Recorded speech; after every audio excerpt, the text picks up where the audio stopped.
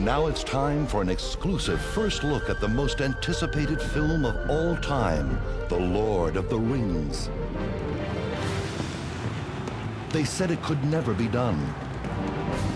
The story was too big, the world too vast. It would be too dangerous and too difficult.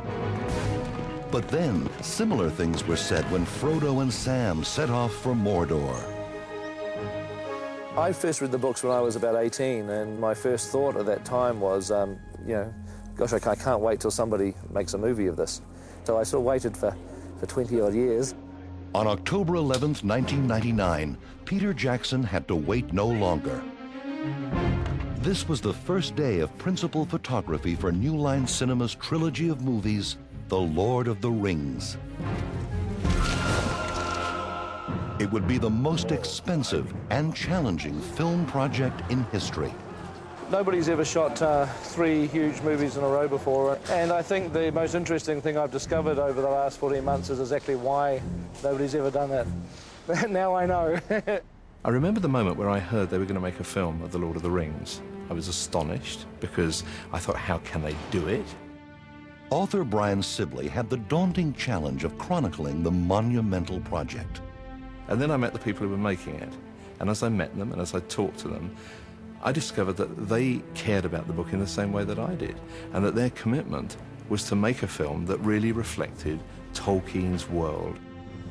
There's an incredible passion behind this project, which I don't think I've ever witnessed to this extent on any film I've ever had the privilege to work on, because people have come with such love of the stories, and you can feel that in the crew, you can feel it with the actors, that it's something that they know it's a once-in-a-lifetime experience. The design of Middle-earth was key. During scripting, Peter Jackson and his writing partner Fran Walsh utilized the centenary edition of The Lord of the Rings, which features 50 paintings by Alan Lee. Alan's paintings captured the bittersweet mood of Lord of the Rings. And when the film started to become a reality, the question of trying to find Alan Lee wherever he was in the world and seeing if he wanted to be involved became very important to us. Peter found Alan in the village of Dartmoor, England, and lured him to New Zealand. It was estimated originally that I'd be out here for between 12 and 20 weeks. But that was 2.5 years ago. And Peter also brought on renowned Tolkien illustrator John Howe. John's artwork tends to be like a freeze frame from a film.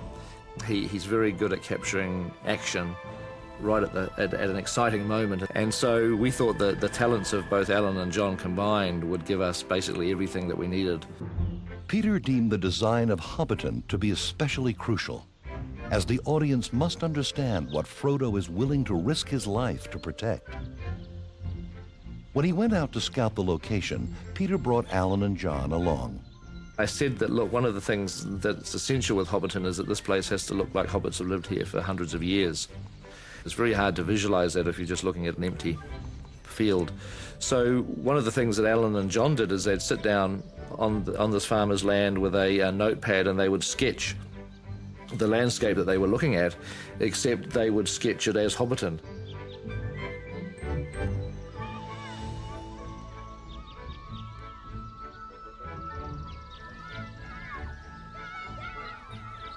Lord of the Rings is a fairy tale. It's an adventure story. It never happened, except somewhere in our hearts. And yet there was Hobbiton in 3 dimensions and smoke coming out of the holes where they live underground.